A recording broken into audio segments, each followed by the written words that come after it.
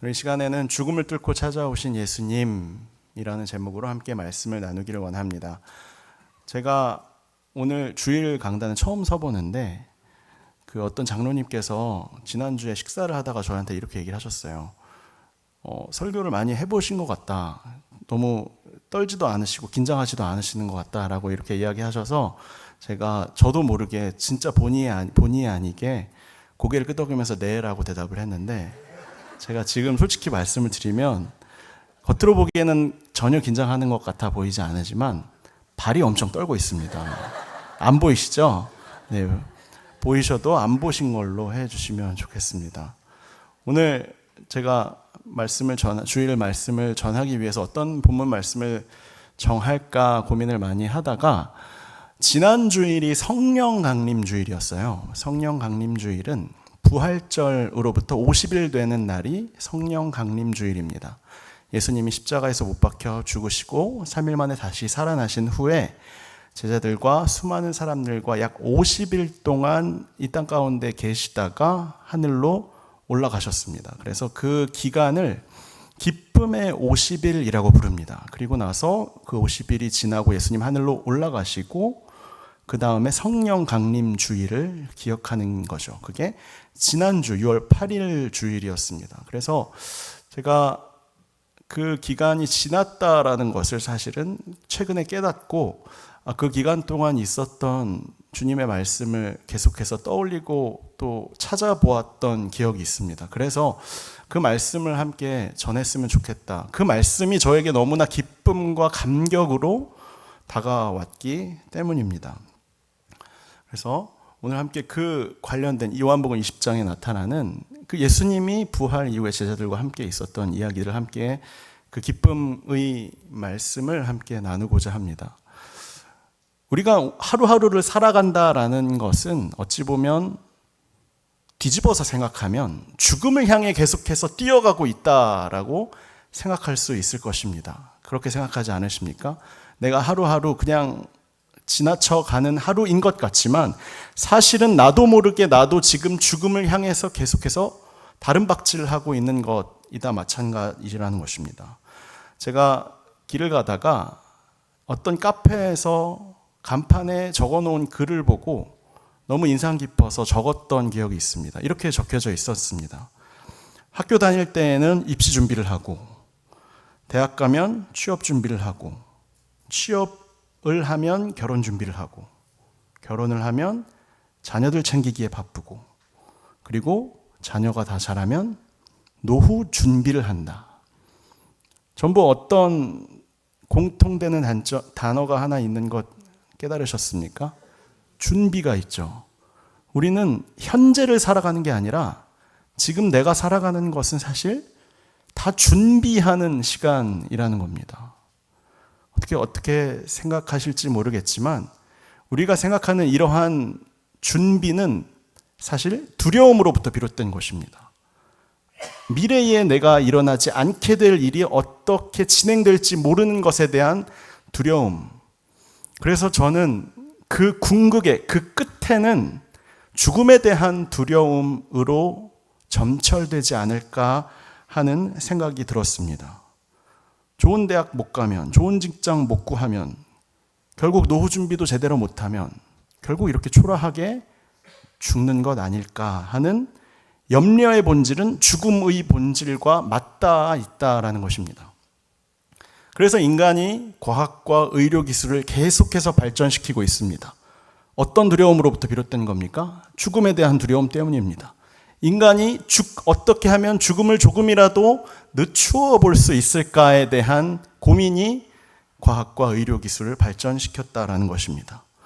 그런데 여러분, 그 발전이 죽음을 궁극적으로 없앨 수 있습니까?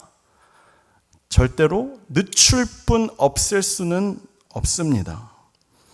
이러한 우리 모두가 가지고 있는 두려움과 궁극적으로는 죽음에 대한 두려움은 오늘 우리가 함께 읽은 이 요한복음 20장 19절에서 29절 이 본문 속에 나타나는 제자들이 가지고 있던 상황과 매우 밀접하게 연결되는 것을 우리가 볼 수 있습니다. 오늘 본문의 배경을 살펴보면 예수님이 십자가에 못 박혀 죽으시고 무덤 속으로 들어가셨죠. 그리고 나서 예수님을 믿고 따르던 제자들을 잡기 위해서 수많은 유대인들이 이 제자들 어디 있냐며 쫓아다니는 그런 장면입니다.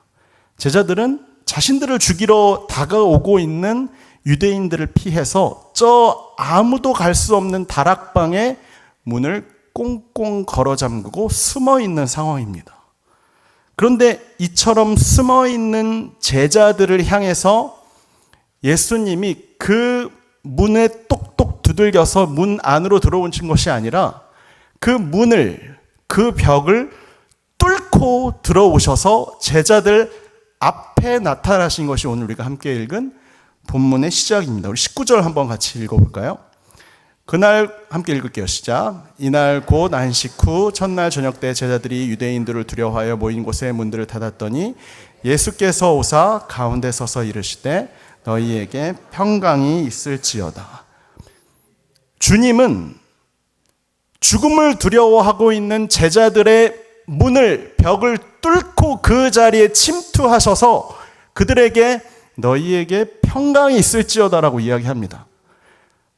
죽음을 뚫고 찾아오셔서 그들의 마음 가운데에 평강을 던져서 심어버린 장면이 바로 이 장면이라는 것입니다.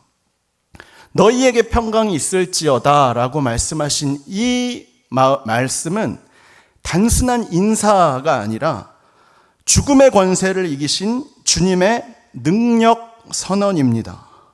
여러분, 이것이 바로 인간에게, 우리에게 허락하여 주신 불가항력적 은혜인 것입니다. 여러분, 우리는 동일하게 죽음에 대한 두려움을 가지고 살아가고 있지 않습니까? 죽음에 대해 두려워하고 있는 인간들을 향해서 그 죽음을 뚫고 우리에게 찾아오셔서 우리의 마음 가운데에 평강을 던져 심어버리신 사건이 바로 예수님의 성육신 사건이라는 것입니다.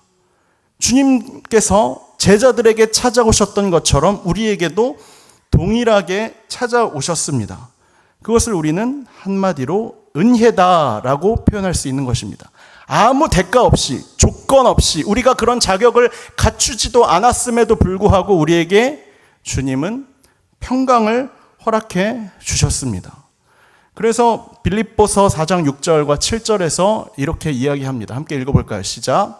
아무것도 염려하지 말고 다만 모든 일에 기도와 간구로 너희 구할 것을 감사함으로 하나님께 아뢰라. 그리하면 모든 지각에 뛰어난 하나님의 평강이 그리스도 예수 안에서 너희 마음과 생각을 지키시리라. 기도를 하면 기도 응답을 받아야 하지 않을까 하는 당연한 생각을 하게 됩니다. 그런데 빌립보서 4장 7절에서 이렇게 이야기합니다. 그 마음을 다하여 간구하고 기도할 때에 모든 지각에 뛰어난 하나님의 평강이 그리스도 예수 안에서 우리의 마음과 생각을 지킬 것이다. 기도가 하나님과의 만남 사건이라고 한다면 그 기도를 통해서 하나님께서 우리에게 허락해 주시는 것은 그 죽음의 두려움과 그 죽음의 염려를 뚫고 우리 가운데에 찾아오셔서 그 사건 가운데에 침투하셔서 우리에게 평강을 심어버리시는 사건. 그것이 바로 기도이고 주님과의 만남, 주님의 임재 사건이다라는 것입니다. 그렇다면 우리에게 주님이 찾아오셔서 평강을 허락해 주셨다면 그 평강으로 인한 결과물이 무엇인가? 그 다음 20절에서 나타납니다. 20절 함께 읽어볼게요. 시작. 이 말씀을 하시고 손과 옆구리를 보이시니 제자들이 주를 보고 기뻐하더라. 제자들이 주님을 보고 어떻게 했습니까? 기뻐했다라고 했습니다. 이 기쁨은 주님이 주시는 평강으로 인한 자연스러운 결과물입니다. 저는 이것을 기쁨의 기본값이 달라진다라고 표현을 하고 싶습니다. 세상 사람들의 기쁨의 기본값은 이 정도라고 한다면 그리스도인들이 가지게 될 기쁨의 기본값은 이 정도에서부터 시작을 한다라는 겁니다. 예를 들어 볼까요? 요즘에 주식이나 부동산 많이 하시죠? 주식, 부동산 괜찮으세요 요즘에? 제 주변에 많이는 아니지만 다는 아니지만 소위 물려 계신 분들이 계세요. 그분들 표정이 어떻습니까? 내가 현재 물려있는 차트의 그 수치만큼 표정이 나도 모르게 드러나는 것을 볼 수 있죠. 반대로 내가 요즘 괜찮다, 꽤 높이 올라가 있다라고 생각하시는 분들은 어떻습니까? 나도 모르게 그 기쁨의 표정을 숨길 수가 없는 것을 봅니다. 여러분, 사실은 이 증거는, 내 기쁨은, 내 인생의 주인은 이 차트에 있다라는 증거입니다. 내 인생의 주인이 누구입니까? 내 기쁨의 근원이 무엇입니까? 내가 무엇을 따라서 나의 기쁨이 출렁이십니까? 우리가 그리스도인이라면 우리는 나를 향해서 내 죽음과 상황과 조건들을 뚫고 들어오셔서 내 안에 평강을 심어주신 분이 내 인생의 삶의 기쁨의 근원이라면 그 기쁨의 기본값은 세상 사람들이 출렁이는 그것과는 달라야 한다라는 것입니다. 고난이 찾아오면 주님을 더 찾게 되고, 풍요가 오면 주님 뜻대로 흘려보내는 것, 삶의 오르내림에 일희일비하지 않는 이유는 죽음을 뚫고 부활하신 그 주님의 기쁨이 우리 안에 기본값으로 형성되어 있기 때문이라는 것입니다. 그런데 여러분, 사탄의 전략이 무엇인지 아십니까? 사탄의 기본적인 전략 두 가지는 인간이 가지고 있는 두려움과 인간이 가지고 있는 욕망을 이용한다라는 것입니다. 아까 말씀드린 것처럼 우리는 내 다음 스텝에 대한 고민과 두려움을 누구나 가지고 있죠. 궁극적인 그 두려움의 근원은 무엇입니까? 죽음에 대한 두려움입니다. 그 두려움을 욕망으로 치환해서 사탄은 우리를 계속해서 지금도 공격하고 있다라는 것입니다. 여러분, 사탄의 이러한 전략의 가장 큰 특징이 무엇이냐면 우리 안에 기쁨을 빼앗아가 버린다라는 것입니다. 여러분, 기쁘십니까? 최근에 제가 항상 버릇이 있는데 예배당 항상 뒤쪽에 서 있거나 앉아 있습니다. 사실은 컴퓨터를 만져야 하는 것도 있는데 저는 사실 성도님들 얼굴을 봅니다. 요즘 무슨 일이 있으신 분이 계실까? 아프신 분은 계실까? 내가 놓치고 있는 분은 있을까? 제가 그러면서 들었던 생각은, 여기 계신 분들이 그렇다는 뜻이 아니라 최근에 현대인 그리스도인들은 기쁨을 많이 빼앗긴 것 같다라는 생각입니다. 하나님이 우리에게 허락해 주신 가족, 그 가족들로 인해 기쁘고, 동역자들로 인해 기쁘고, 하나님이 나에게 허락해 주신 이 교회 공동체로 인하여서 기쁘고, 무엇보다 궁극적으로 하나님이 우리에게 허락하여 주신 복음 때문에, 예수 그리스도 때문에 기뻐야 하는 것이 마땅한데, 사탄이 우리에게 준 그 전략으로 인해서 어쩌면 세상의 풍파 속에 시달리며 살아오다가 그 기쁨들을 다 빼앗겨버린 것은 아닐까 하는 생각입니다. 그런데 여러분, 하나님이 여러분들을 지으시고 만드신 후에 가장 처음에 하셨던 말씀이 뭔지 아십니까? 보시기에 심히 좋았더라. 그것이 여러분들을 만드신 후에 하나님의 선포였습니다. 지금도 마찬가지입니다. 하나님은 하늘에서 우리를 내려다보면서 어떤 마음을 가지고 계실까? 스바냐 3장 17절 말씀입니다. 함께 읽어볼까요? 시작. 너희 하나님 여호와가 너희 가운데 계시니 그는 구원을 베푸실 전능자이시라. 그가 너로 말미암아 기쁨을 이기지 못하시며 너를 잠잠히 사랑하시며 너로 말미암아 즐거이 부르며 기뻐하시리라. 이게 하나님이 우리를 바라보시면서 생각하시는 하나님의 마음이라는 겁니다. 하나님의 기본적인 우리를 향한 마음은 기쁨입니다. 기쁨이 넘쳐 흐릅니다. 우리만 봐도, 우리만 생각만 하면 너무 기뻐서 너희를 위해서 무엇이든 다 해주고 싶다. 그것이 하나님이 우리를 향해서 바라보시며 하고 계시는 하나님 아버지의 마음이라는 것입니다. 그렇다면 우리의 반응은 어떠해야 하겠냐는 겁니다. 하나님이 우리를 지금 이렇게 바라보고 계시는데, 하나님이 우리를 이렇게 기뻐하고 계시는데, 우리는 하나님을 생각하면, 하나님을 바라보면 기뻐해야 하는 것이 마땅한 것 아니겠습니까? 그렇기 때문에 죽음을 뚫고 찾아오신 주님, 그분이 심어놓으신 평강, 그것으로 인하여서 우리는 기뻐할 수밖에 없다라는 것입니다. 그렇다면 이와 같은 주님이 허락하여 주신 평강 그리고 그에 대한 기쁨으로 인하여서 우리의 사명은 어떠해야 하는가? 제자들의 사명에 대해서 그 다음 본문 21절에서 이렇게 이야기합니다. 함께 읽을게요. 시작. 예수께서 또 이르시되 너희에게 평강이 있을지어다. 아버지께서 나를 보내신 것 같이 나도 너희를 보내노라. 여기에서 중요한 것은 끝구절. 나도 너희를 보내노라라는 뜻입니다. 이 구절을 통하여서 예수님의 제자들이 제자에서 사도로 정체성이 바뀌어지는 순간입니다. 여러분, 제자의 성격이 뭐죠? 예수님께 말씀을 듣고 배우기 위해서 모여야죠. 예수님께 모여야 합니다. 그게 디사이플, 제자의 정체성입니다. 그런데 예수님께서 지금 이 제자였던 이들을 향해서 뭐라고 말씀하십니까? 나도 너희를 보내노라 라고 이야기합니다. 사도로 보냄을 받은 자로 지금 이들의 정체성이 이곳에서 변경되는 순간인 것입니다.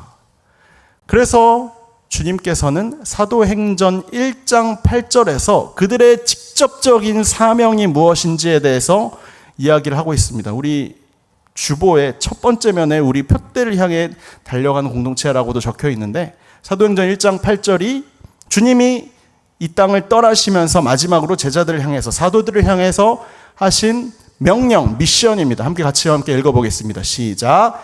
오직 성령 너희가 권능을 받고 예루살렘과 온 유대와 사마리아와 땅끝까지 이르러 내 증인이 되리라 하시니라.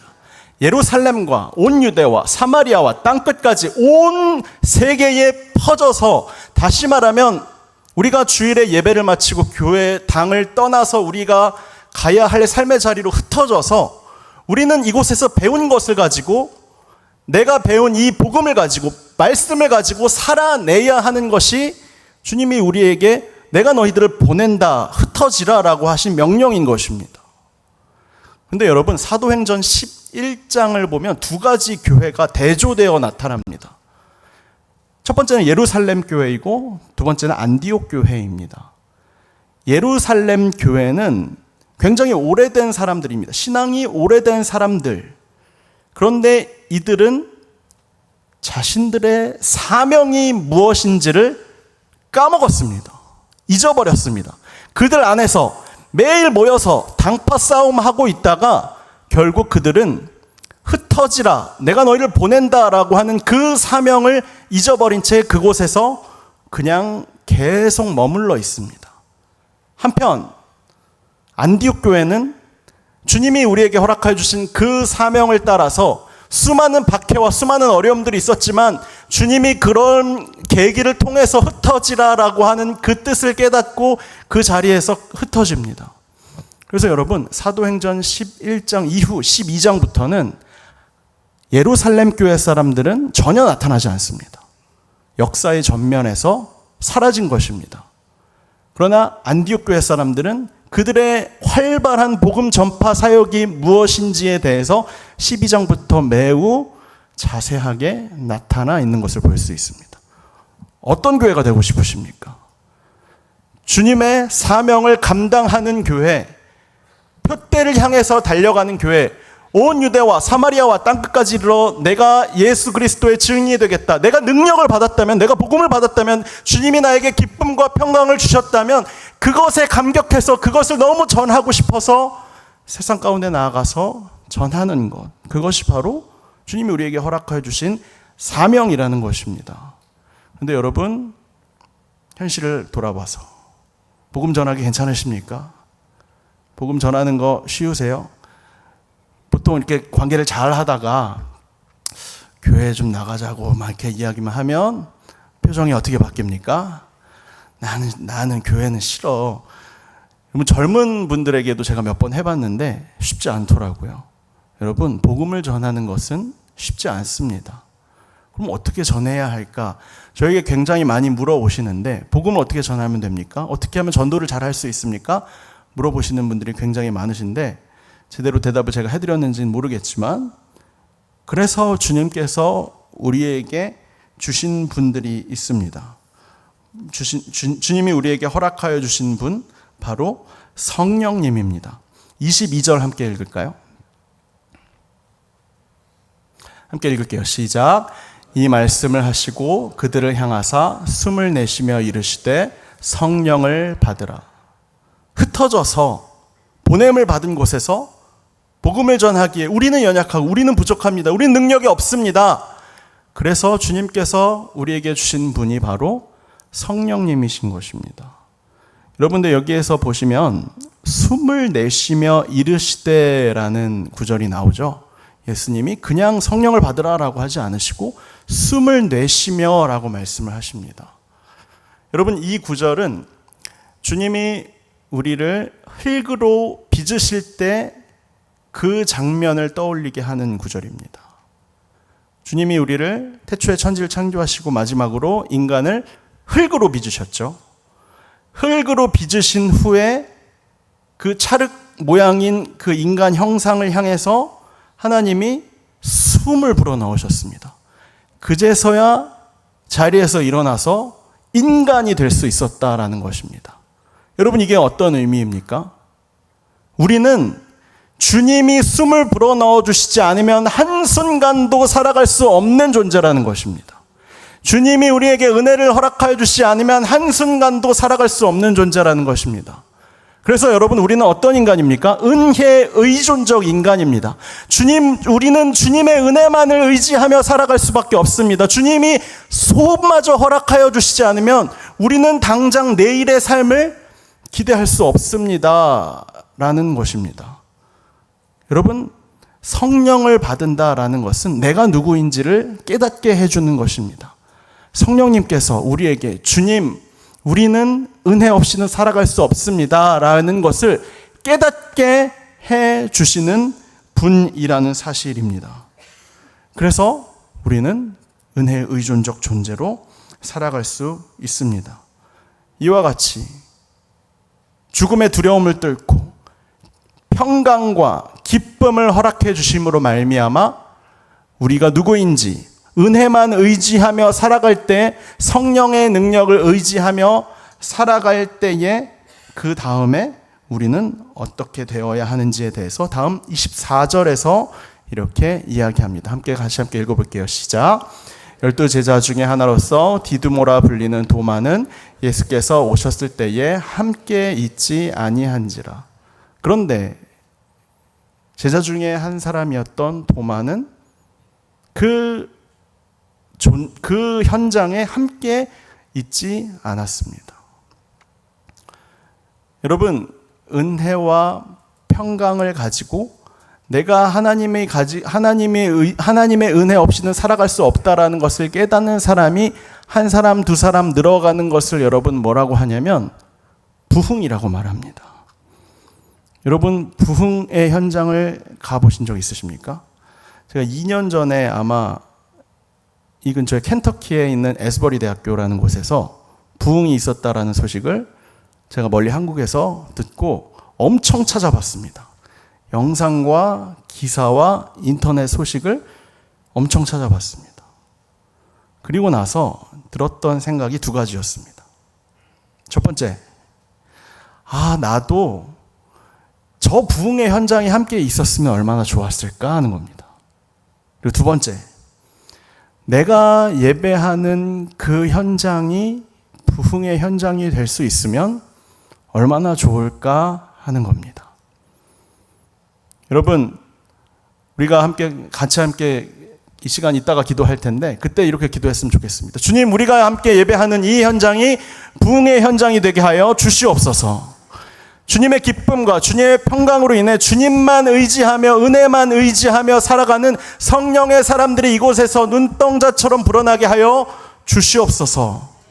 그런데 여러분, 그 부흥이란 내가 지금 현재 내 자리를 잘 지킬 때부터 시작합니다.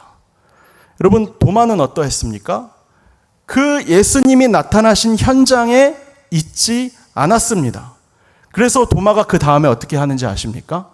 주님, 당신이 주님이라는 사실을 나는 모르겠습니다. 의심이 듭니다. 내가 한번 당신의 옆구리에 있는 상처를 한번 만져봐도 되겠습니까? 하고 자신의 손가락을 직접 집어 넣습니다. 여러분, 제가 예수님이라면 그곳에서 크게 책망했을 겁니다. 너 나 못 알아봐? 너 나 누군지 몰라? 그런데 여러분, 예수님은 어떻게 하십니까? 자신의 옆구리를 열어서 보여줍니다. 그래, 한번 만져봐라. 여러분, 지금 이 자리에 계신 분들 중에 나는 하나님 살아계신지 모르겠다. 나는 주님이 정말 나를 향해서 역사하시는지 모르겠다. 내가 예배도 드리고 신앙생활하고 있긴 하지만 정말 주님이 내 삶 가운데에 실제로 역사하시는지는 내가 잘 모르겠다라고 하시는 분들이 지금 이 자리에 아마 분명히 계실 것입니다. 여러분, 괜찮습니다. 도마도 그러했습니다. 끝까지 의심하십시오. 끝까지 질문하십시오. 주님 누구인지 내가 알려줄 때까지 내가 이 자리를 떠나지 않겠습니다. 내가 계속 이 자리를 지키겠습니다. 주님이 나에게 음성 들려주실 때까지, 주님이 내 은혜가 무엇인지를 깨닫게 해주실 때까지 내가 이 예배의 자리를 끝까지 사수하겠습니다 라고 할 때에 주님께서 반드시 우리에게 그 은혜가 무엇인지를 깨닫게 해 주실 것입니다. 여러분, 그것이 바로 주님이 일하시는 방식인 것입니다. 여러분, 예배의 자리를 끝까지 지키십시오. 이 자리에서 언제 어떤 식으로 부흥이 시작될런지 모릅니다. 여러분, 그 부흥의 자리, 하필 내가 안 온 그 주일에 하필 시작이 되어서 나는 겪어보지도 않고 경험해 보지도 못하고 그렇게 떠나가게 되는 그런 일들 일어나면 안 되지 않겠습니까?